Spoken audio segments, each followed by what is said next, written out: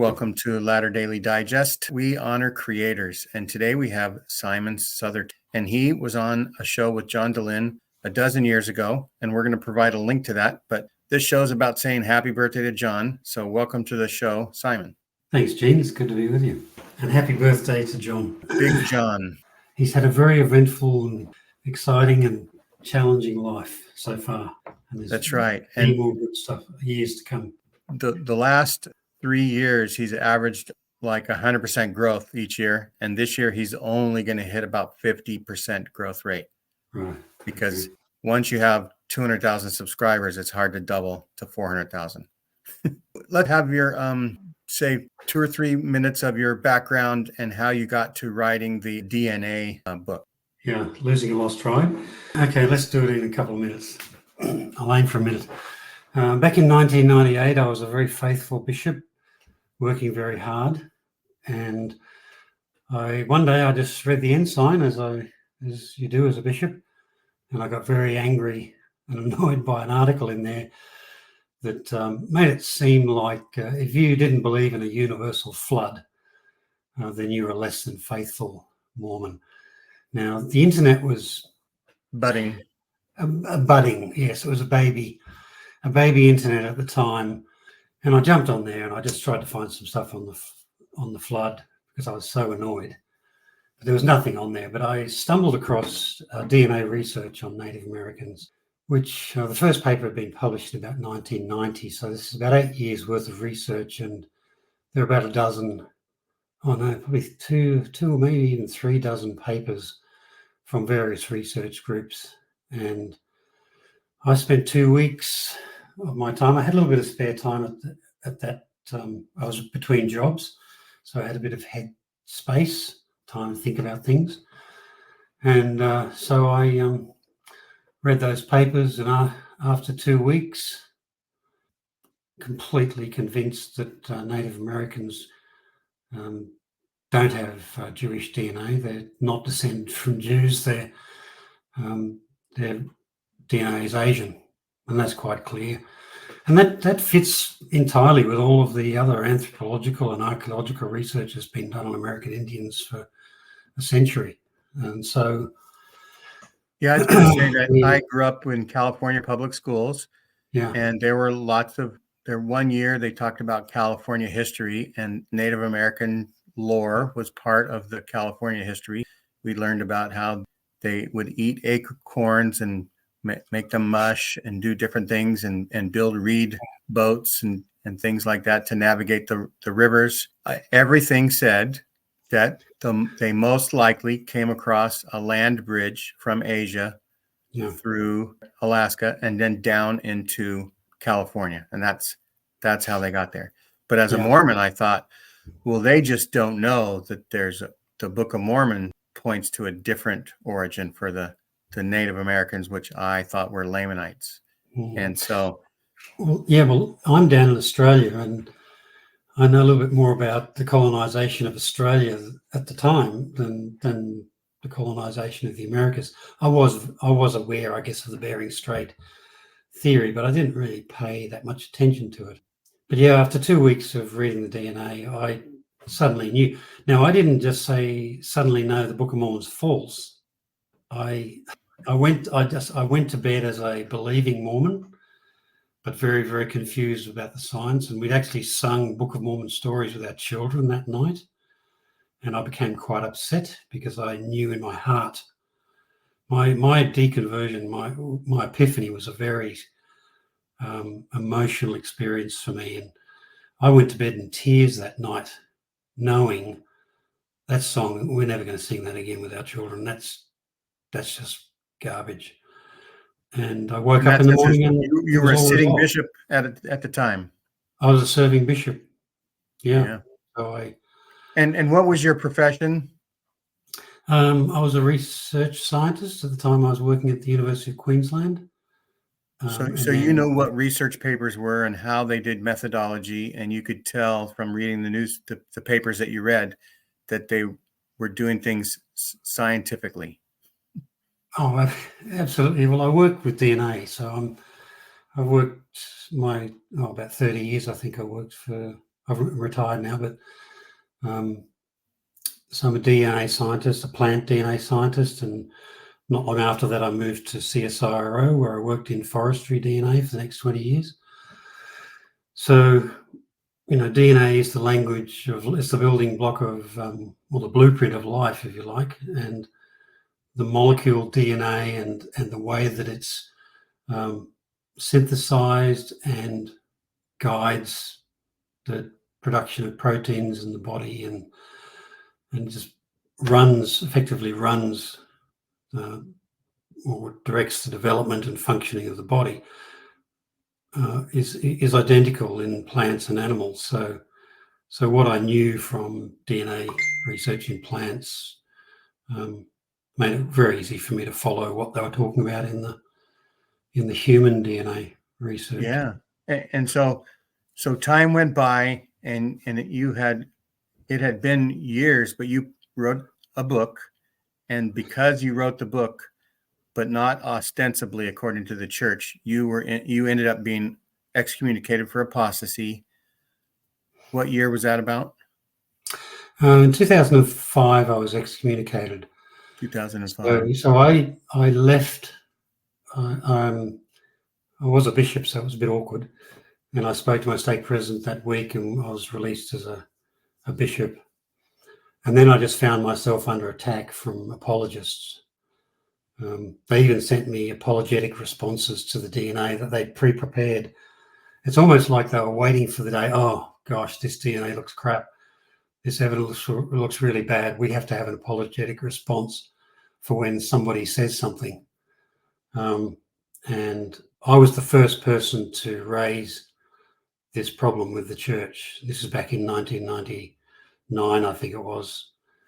In fact, it was late 1998. The correspondence that I had with Scott Woodward, Professor Scott Woodward at BYU, over the DNA issue, that I gave that to an area leader back in the end of 1998, and that found its way eventually up to the higher ups. But I was shocked. It was quite a shock to go from being a respected man in the church. I was a bishop. I was a well-respected bishop. I had good friends. Stake president was a good friend, and he knew that I was a good man. I went from being a respected member of the church to being pretty much the most evil person you could encounter. Somebody questioning the church. So just that for was having a little bit more shock. Scientific knowledge behind you. Yeah, and it became really quite apparent that there was absolutely no interest on the church in facing the facts of the research. The only interest they had was to shut me down and to criticize me, attack me personally. And this is all the sort of stuff that we're all familiar with. John Dehlin has encountered this his whole time. Yeah. So John asked you to come on his show about 12 years ago. Yeah. And you probably did a Skype interview. You had already known about John Dehlin. Yeah, I suspect we'd corresponded. I don't know when we had our earliest correspondence. Because I posted my exit story on pretty much the largest ex-Mormon group at the time. It was exmormon.org, a site run by Eric Kachunin. I think it still runs, still functions. And they had stories, people's departure stories. And I still remember mine's number 125. And so when I posted that in 2000, I just got so swamped with emails from people, encountering what I'd written. And the Book of Mormon is quite clear. It doesn't mention any other people being on the continent. It's quite clear. And this is what everyone believed back in 1998. That's right. All the leaders taught it up until 1998. All the leaders taught it, that Native Americans are descended from Lehi and the Lamanites. And then they had to change the heading of the Book of Mormon to say the Lamanites are among the ancestors. I think about a year after my book came out. I think my book probably contributed to it, but I don't think it was something that the apologists probably wanted to change for a number of years before then. But the DNA evidence, they knew how powerful the DNA evidence is. And it's only got more powerful. The research, even the church's essay, it's only concerned with mitochondrial DNA evidence. It doesn't make any mention of nuclear DNA evidence. So hundreds of living and ancient Native Americans now have had their entire genomes sequenced. And with that data, you can find the tiniest fractions of DNA. And if there was Jewish DNA there, even tiny fractions of Jewish DNA in the genome, the scientists would not be able to avoid it. They would just run in. It would be so obvious. Right. There would be evidence. Yeah. And it doesn't, this argument that the church makes that it just got diluted away and that Lehi and his family are only a tiny little group that just sort of, merged with the civilization and their DNA got washed away to nothing. That's complete garbage. It doesn't, it diffuses out into the population. That Jewish DNA would diffuse out into the population, and those tiny little fragments of Jewish DNA, if they were there, would be just impossible to avoid. But so that's DNA research from the last 10 years. It's the most powerful. But the mitochondrial DNA research, which is what I was dealing with back in the turn of the century, is still very powerful, and it also made it quite clear that there's just no Jewish ancestry among Native Americans. And so when I found myself being bombarded with apologetics and labelled a critic, and they went after my character, that's when I decided, well, the only way forward that I could see to get the message out there was to write. And so that's when I started writing Losing a Lost Tribe, which was eventually published in 2004 by Signature Books. And I'm pretty sure that's what led to my excommunication. Right. In 2005. How well received was your book? Do you know? Well, books critical of the LDS Church don't hit the bestseller list. Sell a lot, yeah. They don't sell a lot. Because right now there are 8 billion people that don't even have the slightest inkling that the Mormon Church might be true. And so they wouldn't care about the infighting of the Mormon Church. Yeah, and so I'm writing to a fairly small audience. In terms of Signature Books, I think it was a fairly good seller. It might have even been on the bestseller list for a little while. But, did you notice a bump in sales when you went on Mormon Stories 7 years later? I can't say I did. I should say I did. I should say, yes, John. That exploded and it helped you afford new T-shirts. Explosion of sales. There was 10 more sold that month. Yeah, and at the time though, John's podcast wasn't as large as it is today. It was, all I know that for sure is that he had 27,000 subscribers in 2021, January 1st, 2021, and now he has 258,000 subscribers. Yeah. And so maybe he had 5,000 or 7,000 YouTube subscribers when you went on. Do you remember? Well, he was definitely, I would say he was probably the number one ex-Mormon on social media in terms of his influence by then. I would think so. Definitely. He's been very quick to use technology for to help spread the message. That's right. And we'll include a link to the first episode you appeared on, Mormon Stories, and then people can follow the series after that as they click on that. Do you remember anything else about talking to John? Did you think he was a good interviewer? What'd you think about your time on Mormon Stories? I think he's I think I've even had this conversation with John. I think it's possibly because I'm on the other side of the planet. I don't run into Mormons ever. I'm not a big consumer of ex-Mormon podcasts. I just haven't got into that sort of habit of listening to podcasts. I in my spare time, I do a bit of cycling, and it's not good to be listening to a podcast while you cycle because you need to have all your attention on the road. Yeah, I think he's evolved into one of the most polished podcasters around. I think he was a bit green then, but he has just worked so hard at it. I've never really liked the 2 hour formats for his interviews because I just don't have the attention span to consume that much. But I'm perfectly aware of the fact that there are many people who just love listening to John and to Mormon Stories, and they love long podcasts. And I'm not saying what he's doing is the wrong thing to do. I'm just saying that's my view. So Right. I think he. I would love one day for there to be sort of 15-minute cut down versions of every podcast so I could whip through and get the highlights of them all. But Yeah, that actually was one of the things I was thinking of too, that people would like that. So I called myself Ladder Daily Digest, and I was going to give like a digest version, a Reader's Digest version of what was out there.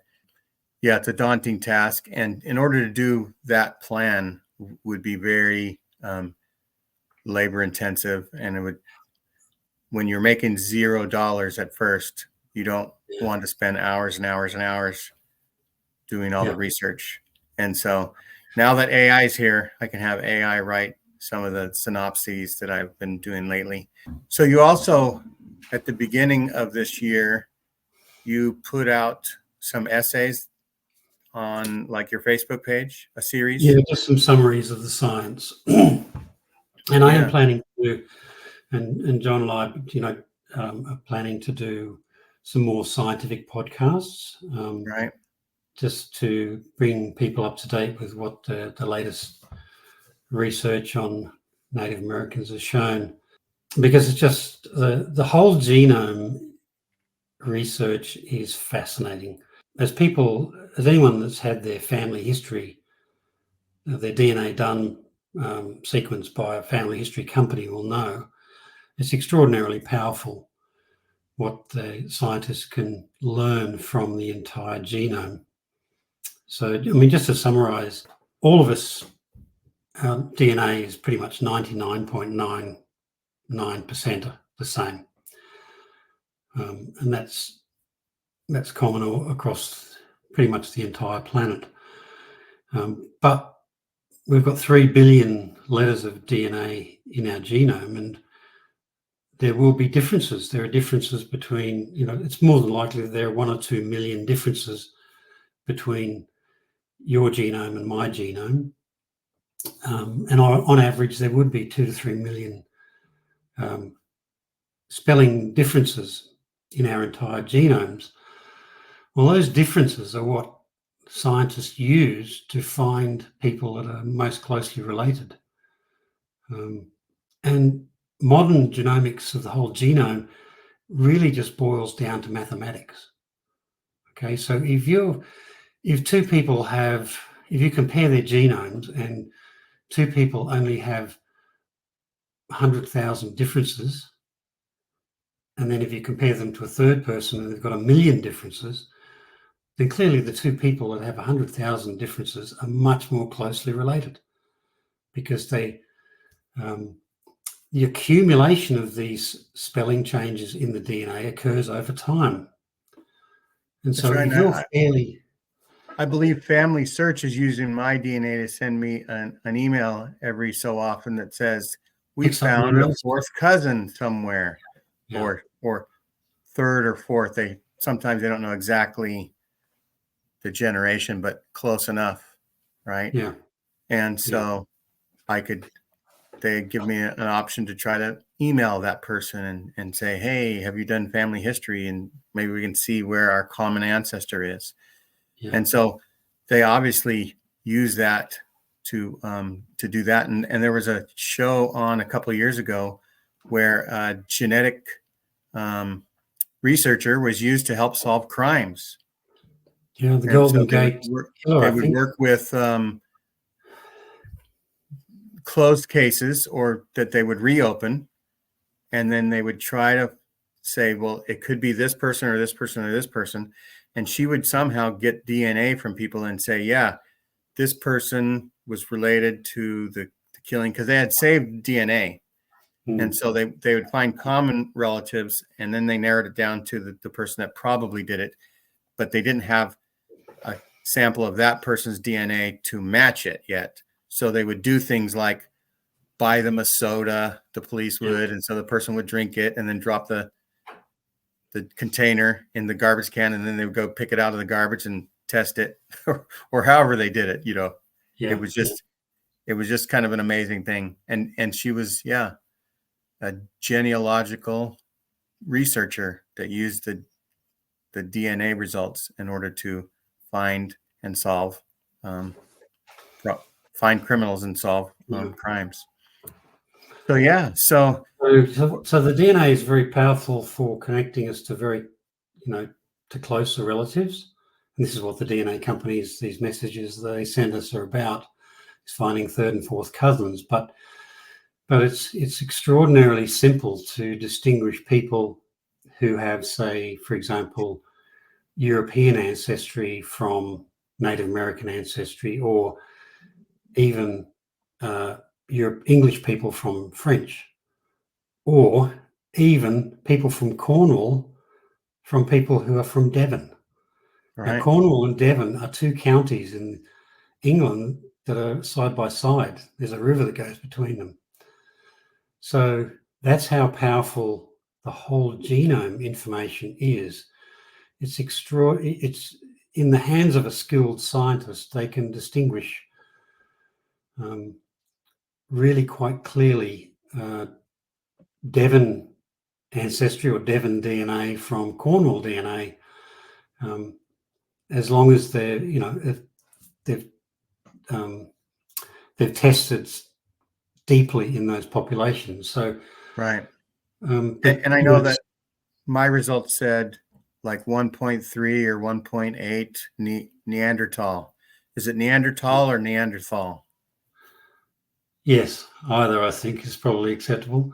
Right. I think I'm about 1.89, pretty much average. And Denisovan, I've got about 0.019 or something of Denisovan DNA in there. And again, that's just a much more deep ancestor, but it's absolutely clear. The scientists are completely certain of that DNA being present there. So detecting Jewish DNA in Native Americans, or detecting Portuguese DNA and Spanish DNA, there's plenty of that in Native Americans, is absolutely straightforward and very, very simple to do. So that's right.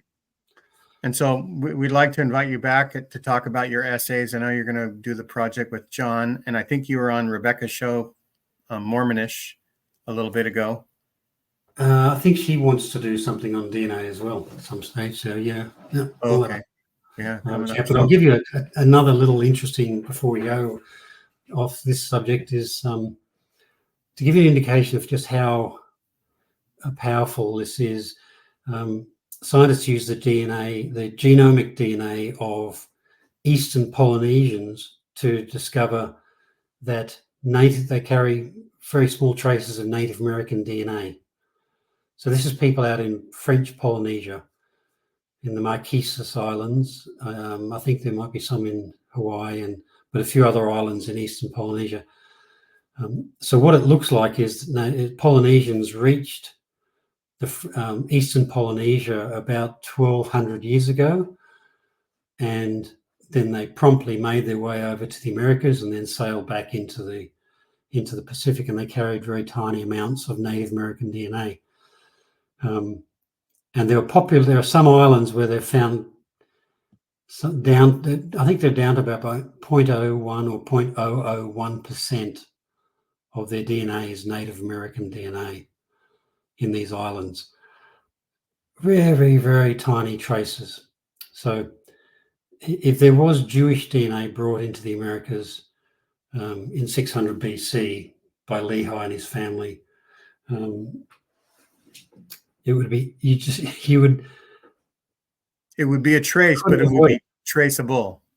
It would be traceable. Yeah.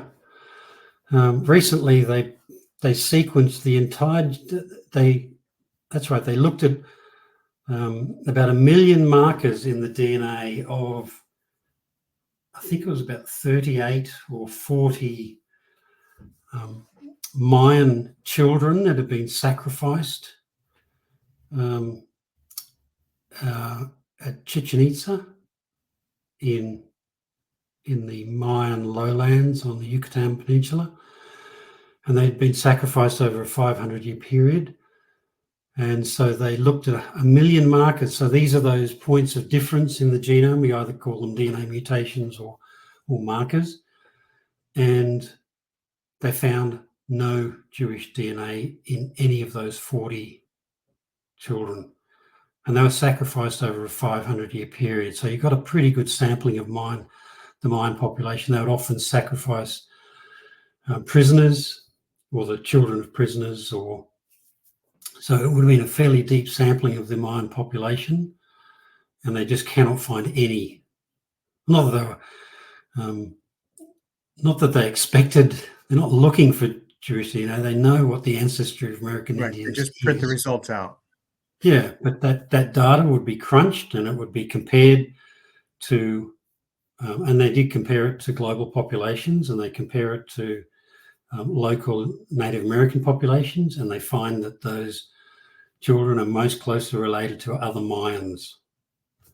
And I mean, obviously they're going to compare to other populations around the world because they want to discover something that's, I mean, if they did discover that there was Jewish DNA there, they'll publish it.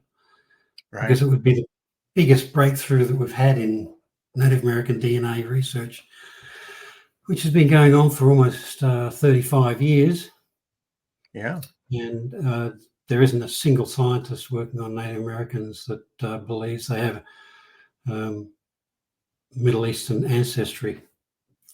Yeah, and we'll just touch a little bit on the essays that you wrote earlier this year. About how many different ones did you write? I think it was about 7 or 8. Yeah, so I did just very short little Facebook posts. Yeah, so they can be consumed in 5 minutes. Mm-hmm. So you get the gist of it. But you try to boil down the pertinent information into edible bites, we'll say. Yeah. So when I left the church in 1998, I think about 2,000 scientists had sampled or studied about 2,000 Native Americans, and they'd failed to find any Jewish ancestry. So that was enough for me to know, okay, there's a big problem here. This doesn't gel with the Book of Mormon. Well, now it's about 25,000 that they've sampled and they've studied in the mitochondrial DNA. The mitochondrial DNA being a DNA that's passed down maternal lines, so we all carry mitochondrial DNA from our mother. But it's still very useful for studying populations and determining where populations are derived from. And potential health problems that get passed down among generations. Yeah, in the mitochondrial genome, there are some mutations that cause health problems. It's a very important molecule. The mitochondrial DNA carries mitochondria is organelles in the cells which synthesize most of the energy. That's basically the powerhouses of the cell. And so cells that need a lot of energy, like muscle cells, have lots and lots of mitochondria. And so, it can be, there are a few diseases and disorders in humans that arise because of mutations in the mitochondrial genome. Well, I guess we could wrap the show up for today. Thanks, Simon, so much for coming on our show. What time is it over in Canberra? 11:15. 11 in the morning. In Tomorrow the for sunny me. daytime. It's my tomorrow. It's your tomorrow. That's right. I'm living your. You could see into the future for me. Yeah. World's still here. That's right. I actually visited a friend in Thailand when they were doing the world was concerned about the hiding of the sun. What's it called? The solar eclipse. Oh, yeah. Like some people were wondering if Jesus was going to come back during that time. Yeah. And so since I was in Thailand at, I can't remember what time of the day, it was like maybe 3 a.m. or something, or maybe it was late at night. It was late at night for Thailand, but it still was early in the morning in America. Yeah. And so I said, well, I've almost had the whole day and there's been no appearance of Jesus. And so I predict the same thing will happen the whole day for the Americas. And so it was kind of a little 4 or 5 minute comedic bit about it. But it was prophetic. The world did survive it. There was no second coming that we were aware of. So anyway. Yeah. So thanks for coming on the show. I'm going to release this in the evening of John's birthday. We're going to say happy birthday to John one last time. And he's an invitation for him to contact you and get back on the saddle for getting you on his show again. So you could spend another 8 hours talking about 17 minutes worth of your essays. And I'm just teasing there. Yeah. I don't know if you're still recording, but I think I can understand how difficult it is to sort of fit in with John's format because there's been quite a shift in the attention, what people are really captivated by on social media and in the ex-Mormon social media. When I left, there was a lot of interest in the factual problems. The fact that the church isn't true, that was really the most important thing. I think people now are more concerned with the fact that the church is bad. Right. Is it moral? Bad things, and it's harms people in many different ways. Women, LGBTQI people, very controlling, suppressing doubts, all that sort of stuff. They're the things that captivate people these days, which is a good thing. And I think John's very focused. He's shifted his focus. So going back to DNA is a little bit. Yeah. So do you know Peter Bleakley of the Mormon Civil War? I don't know. I've seen that. No. So, okay. So he has, his whole thing is like, there's Christians who are Mormons and there are Pharisees who are Mormons. And they're kind of having a Mormon civil war. Who's going to win? Is it the, good Christians or the bad Pharisees that say you have to take the sacrament with your right hand, you have to wear a white shirt, you have to salute, you have to stand up when the apostles come into a meeting, all the don't want to say Nazi regimented things, but all the things that theoretically are only important to people who care about those things, compared to Christian Mormons who just want to try to love one another, like maybe Christ might have suggested, right? And so we did an episode where we talked about crazy conference predictions, where we talked about, similarly, like you're saying, like what would the best sort of news that would ever come out of the conference would be, like allowing gays to get married in the temple, accepting LGBTQIA people where they are, being honest about finances, all the things that we predict on that show. So maybe I'll include a link to that show in the description as well. But thanks a lot for coming on the show, and I hope to see you again in the near future. We'll set up something. And I am interested in a little bit of the background for doing the essays that you did. Like how long before you started posting them did you think about doing it? And then did you were they this big and then you just whittled away until you got just to the essence that was a postable thing? That's what I'm interested in mostly, and we'll talk about that next time. So thanks for coming to the show, and everybody have a great rest of the summer. Bye-bye. Bye. Thanks.